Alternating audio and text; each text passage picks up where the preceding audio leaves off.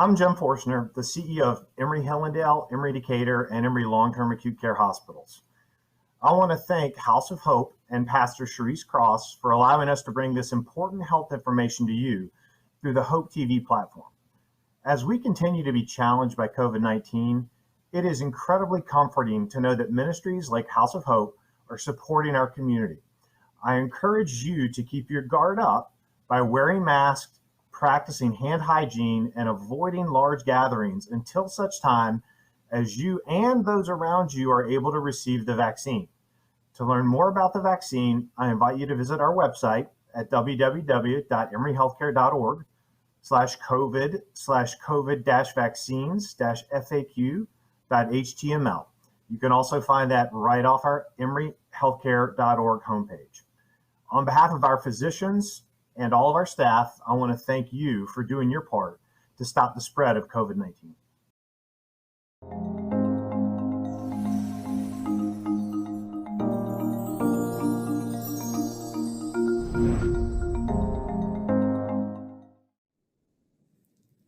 Hello, welcome to Hope TV. I'm Kawanda Green, and this is Surviving and Thriving in a Pandemic. Thank you so much for joining us. Actually, welcome back. Last week, we talked to Dr. Andrea Dabney, an OBGYN at Emory Healthcare. We talked to her about women's health. And this week, we're going to talk about women's health. We talked about pap smears and women's cycles last week, and we really got into it. So I recommend you go back and watch part 1.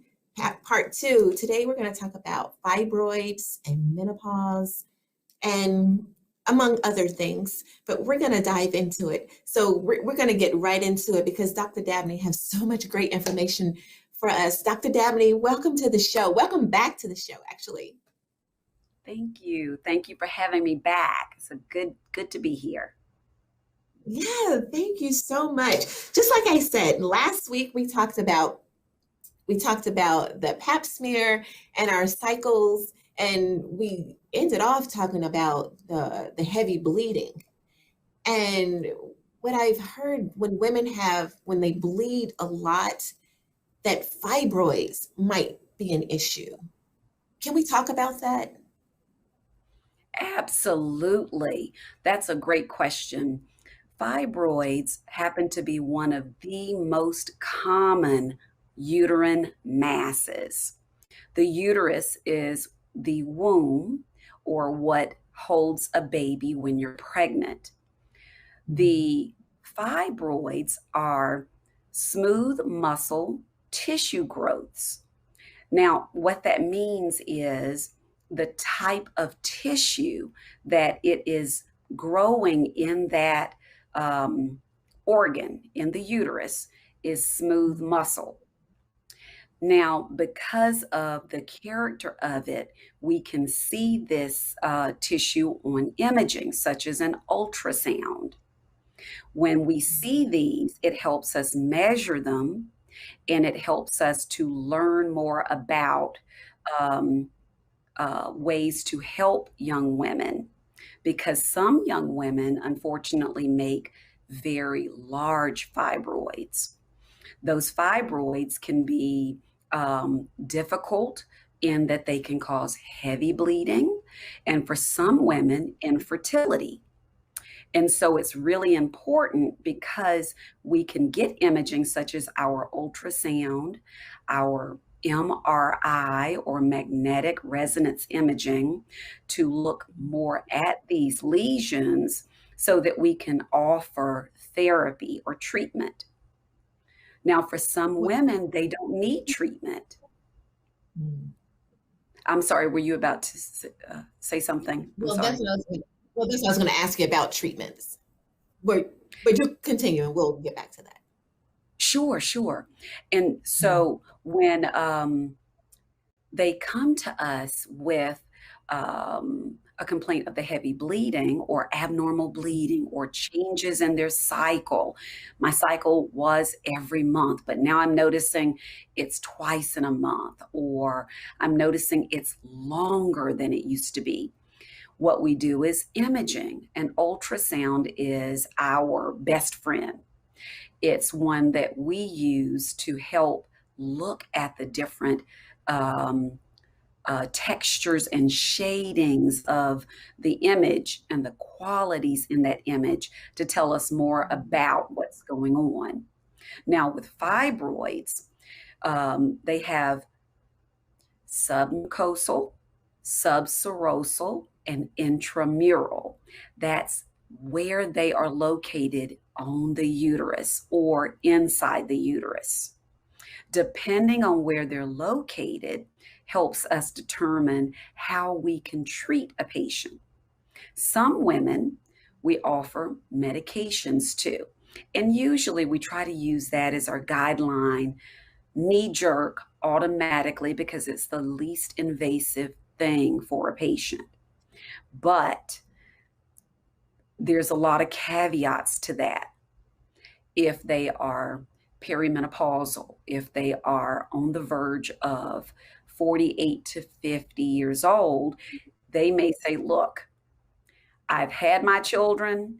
I just want this bleeding to stop. And we understand that. So we move to more what we call definitive treatments. And usually that is a hysterectomy or removal of that uterus. Now, if the fibroids are in a young reproductive age woman that is interested in childbearing, that may or may not have started having children yet, we offer medications, but those medications put you into fake menopause. So it shuts the hormones down to stop the growth of the fibroid.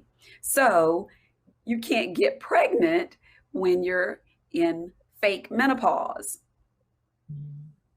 So that's not the right choice. So we have other things that we do, such as a myomectomy or removal of one or two fibroids. Sometimes it's a lot more than that. Imaging is great, but it's still technology that's going to continue to improve.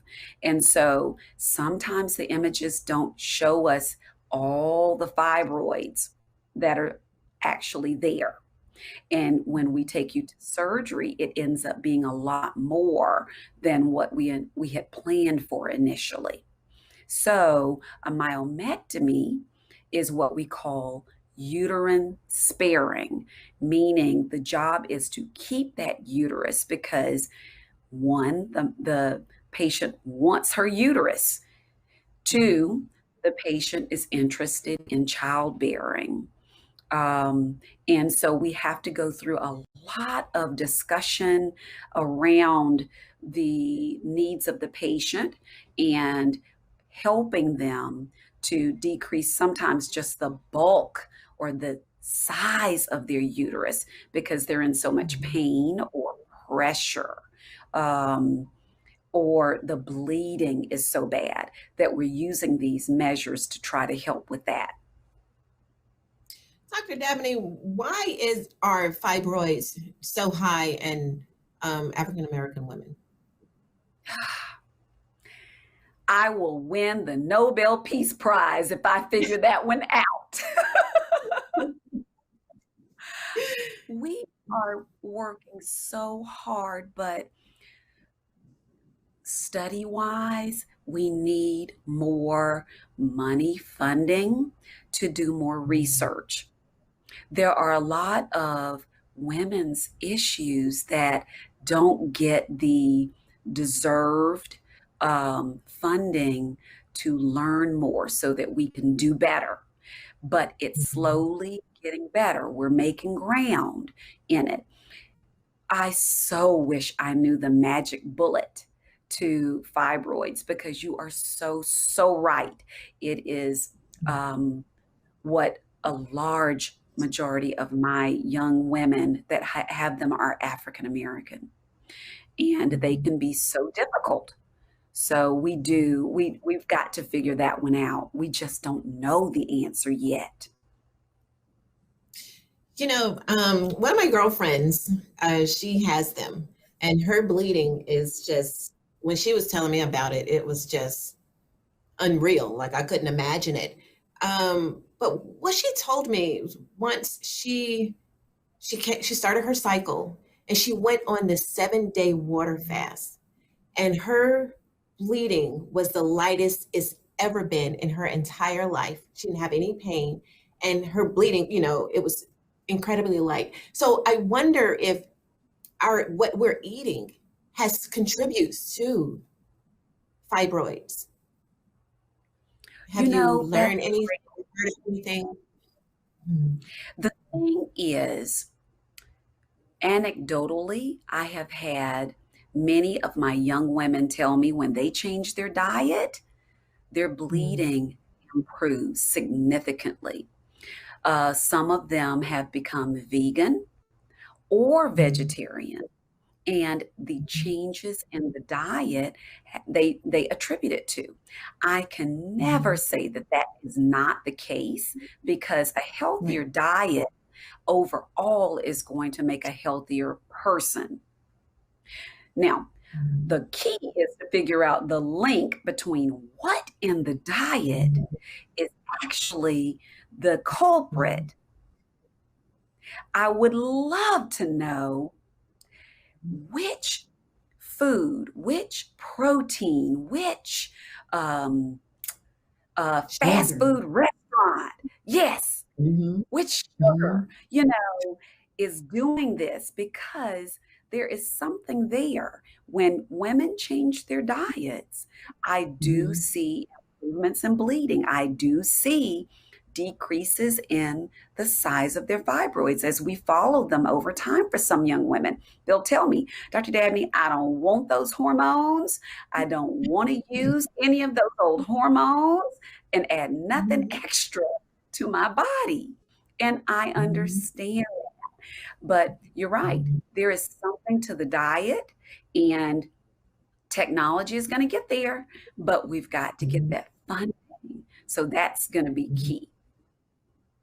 It would be so awesome if, like, maybe some of your patients or, a group of women would just wean out a few things at a time so they can start eliminating and they can get more information and they can share it with other women. That could benefit a lot of women. I think that would be a great idea. I think that's a great idea. Um, what happens usually is human nature. The Mm. things we cut out are those things that we enjoyed for different reasons, comfort foods, um, things that we're drawn to because they can become easily addictive, like the fried foods. And so it's hard to do something like that and sustain it. Mhm. We were talking about our last segment, we were talking about menopause. You mentioned perimenopause. I think there was three that you mentioned. Where were the other two? Perimenopause, postmenopause, and I guess And then the reproductive age. So that's okay. our premenopausal women. Okay. So what do they experience when they're going through premenopausal stage? So premenopause is our young women that still are desirous of pregnancy, are usually having regular cycles.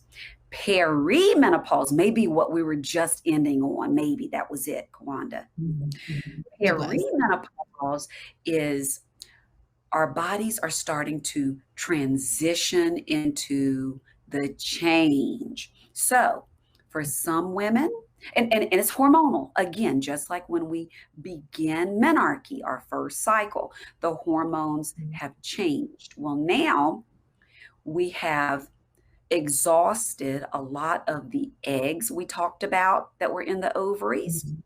And so we're not getting the signals that we need to continue to have these cycles anymore. So as we lose the signals to our brain, it goes to our uterus and we start having longer cycles. So you can have a 14-day cycle and then skip a month. You can have a 3-week cycle and then skip a month. Oh, it can be really tough.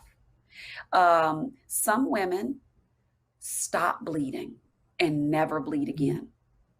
Some women have these heavier, longer cycles until 1 month they just don't bleed. They just drop a cycle.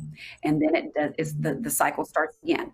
1 month it'll be 7 days, the next month it'll be 14 days, the next month it'll be 21 days, and then the next month they'll drop a cycle. And they'll do that for a year or two.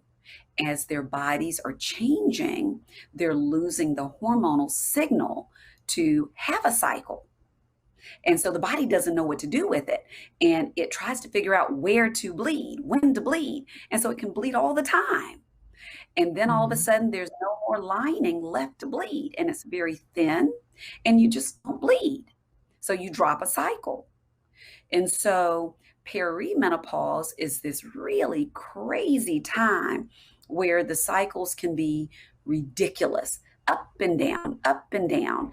And some women don't tolerate that well.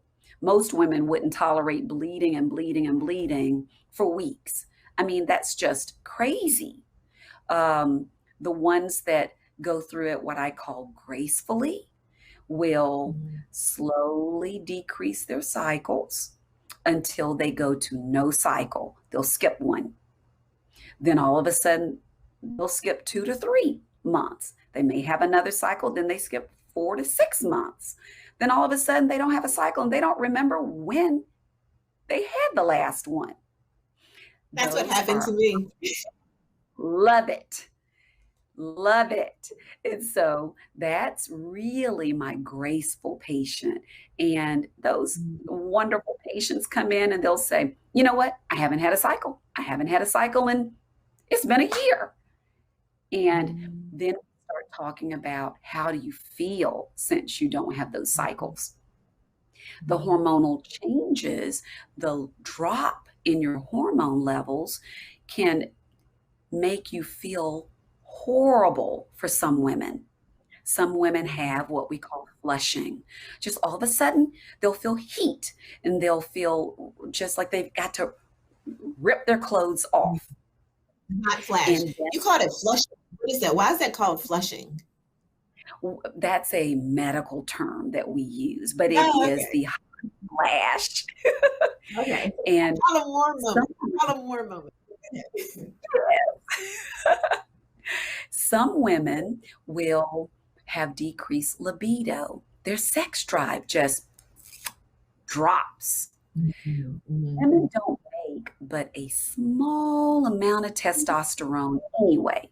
So changes in that level really can affect them tremendously.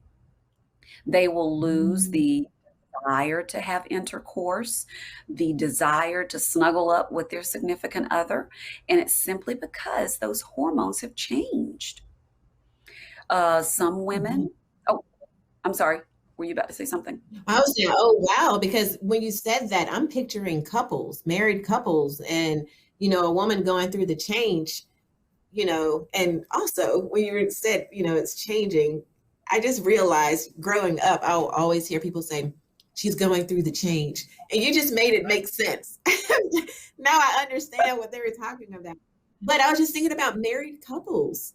You know, if a wife is experiencing that, like it's not really, you know, something she can help. You know what I mean? Like the husband might think, you know, she's just pushing away, but it's her body. So what does she need to do? Because that's, I don't know, that's kind of scary.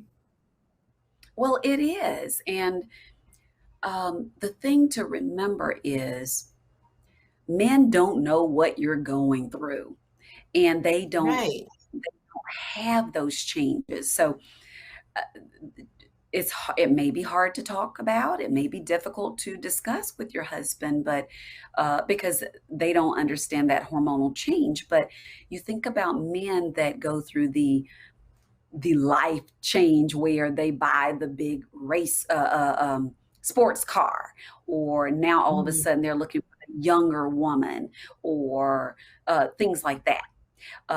That's the first things that came to my mind. I'm sorry, but No, you're right. they don't see it the same. What we have to do is I have an open and honest discussion with the patient about what we can offer. And usually it means adding hormones back into their body so that they can gradually transition through the change.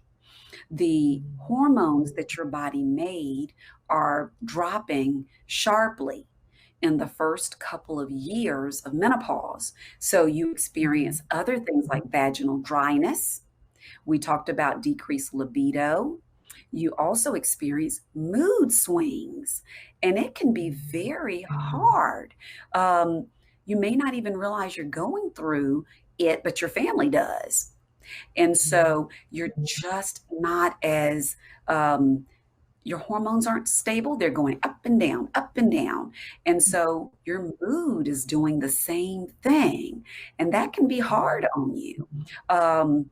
Sometimes women can use natural remedies, and they will try some of the over the counter medications first. The thing is, you always want to discuss these, even these over the counter medications with your physician, because the hormones that they will change may not be all of the hormones you need to protect your lining. And if you don't, you can develop a cancer in the uterus from too much exogenous or an outside source of estrogen. We have in over the counter medications, phytoestrogens or plant based estrogens. Now, it's over the counter, so a lot of women think it's okay. Those are still estrogen. So your body is making and using it the same. You do need to protect that lining with progesterone. So you have to balance it so that it doesn't run away into something that could lead to cancer. And that's really important. Okay, I have a couple of questions. One, how can the men in our lives be more supportive? Like when women are experiencing, the change or those changes, how can they be more supportive? And also, after you answer that, what can women do about the dryness? Is there anything they can do naturally, about the dryness? We can talk about it. We can get with the men first, and then we'll talk about the dryness. Because I'm sure they want to know Sure. about it. Great questions. Now, with men, the biggest thing they have to understand is we don't always recognize everything for what it is. We may not know that we're going through mood shifts. Being open and honest, just like when we have our spiritual retreats and we sit down together and we talk to each other and we are open about how we feel and what things drive or negate me being more cozy with you. For instance, women are so stressed by all the different things we get pulled from that at the end of the day, you want to sit down, flop down, and just take a breath. Because you already know there are going to be a million things just running through your head, even when you sit down to take that break. The mood swings come from stressors as well. And if men can be more supportive, more, honey, I understand. Is there anything I can do? Can I rub your feet? Oh, that I wish I could write a prescription for massage, sitting down and just talking. It's so important because we don't get to do that enough. And although men don't want to share so much, even if you give us just a few minutes, it really helps to decompress. And part of the mood swings are everything we're doing on top of our hormones changing and changing and changing. Mhm. And so the touch, when your significant other is touching your feet, is rubbing your shoulders, when you're just sitting together, touch is so integral in soothing and Mhm. in, oh, I'm sorry. The intimacy, Exactly. all the things that you're naming, you know, the intimacy. And it takes me back to what I said at the beginning of the other show, that the women are doing so much for so, you know, so many people. They're neglecting themselves and no one is taking care of them. So it goes to everything that you're saying. They need that attention. And maybe if they got more of that attention, all of this stuff that you're naming, maybe they'll, be in better moods, and maybe they'll be in the mood. But continue. I'm so sorry to interrupt you. Continue. Oh, no, no, this is wonderful. Um, Mhm. I feel like women in general do not, like we discussed at the last episode, do not get or make that opportunity to do for themselves. Mhm. So, um, having your spa day or your spa time once a Mhm. week is important. You've got to nurture yourself because it starts with self love. Um, it's a process. And once you start doing it, and it's just like exercise, you feel better and you want to do more of the things that make you feel better. You can incorporate your significant other in these things too, Mhm. and enjoy them together. Mhm. So, what can they do about dryness? Ah, now dryness is again lack of those hormones on that tissue. So Mhm. non-hormonal options are things like there are medications that you can buy online. One in particular that I particularly like is Reverie. That Mhm. particular medication is hyaluronic acid. Now, that is also in skin moisturizers. It helps to Mhm. plump the tissue, it helps to soothe that tissue. And so, over time, that actual acid actually helps build that tissue up. So, that's a wonderful medication. Um, I tell my women often olive oil, extra virgin olive oil is okay. It's got great slip. It's usually in our cabinets. It is that's the right oil. Mhm. Coconut oil, the extra virgin coconut oil. The one thing I have never been able to find is, would this affect condoms? One young patient asked me, how would this affect the condoms? And I don't have studies that tell me about the integrity of the condom with these particular oils.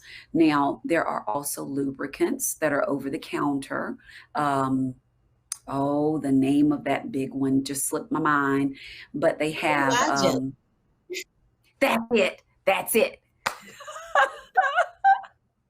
So now they have gotten into oils and they have really good slip and feel really good to the tissue. But you have to use them each time. Those are Mhm. wonderful to try. Um, And you can be creative when you're using them. You don't have to say, hold on, baby, wait, wait, wait, wait, wait. But, Right. be creative with them. And then you have to, your partner has to know too that as you age, it takes time for that intimacy to build as you're Mhm. moving to intercourse, and so that it's not painful because the tissue is drier. And so Mhm. hormonally we offer estrogen creams, estrogen tablets. There's even progesterone creams that you can put in the area. Those are not what we call systemic hormones. They act locally, directly on that tissue. So you don't get a lot of the systemic effect, you get almost none. And in doing so, you decrease that risk that women are worried about with breast cancers and cancers in general from added hormones in their systems. And I've also heard mineral oil. Yes, Yeah, I heard that absolutely. mineral oil. I heard that it works and it lasts a long time. Yes, and you say that the one thing you have patients have to remember is if they use any of these oils, they don't need to use that every day. That oil Right. stays around and it will not easily go away. So they're good. Well, that's good. We like to look for, we like the medicines, but we like to look for some natural ways as well. But I like what you said about the oils. That is so, oh, Dr. Dabney, you have given us so much great information. We have got to have you back. Ah, my goodness. Okay, again, do you have any encouraging words for our superheroes, the women of the world? I call all my women Wonder Woman. And that's what I Yes. pretend I'm going to dress up as every Halloween. And I look at that outfit and know I can't get in it. So they are Wonder Women. Just keep Mhm. doing what you're doing, but make sure you take time for you. I have had such Mhm. a ball talking to you today. This is wonderful. Thank you so much for having me. Thank you so much. Thank you again for being with us. And thank you for joining us again. Remember, a mother is one who does the work of many for free all day, every day. And we must take care of ourselves and look out for our mothers, our sisters, our aunts, our great aunts, because there are people who are doing that and they're neglecting their own health. We can step in and make sure they're taking care of themselves. So be that person to step in and take care of your mom, your aunt, your sister, your cousin, your friend. And also, mothers, women, we love you. We appreciate you. We need you. Always remember, if you have health, you have hope. And if you have hope, you have everything. Don't lose hope. See you next time.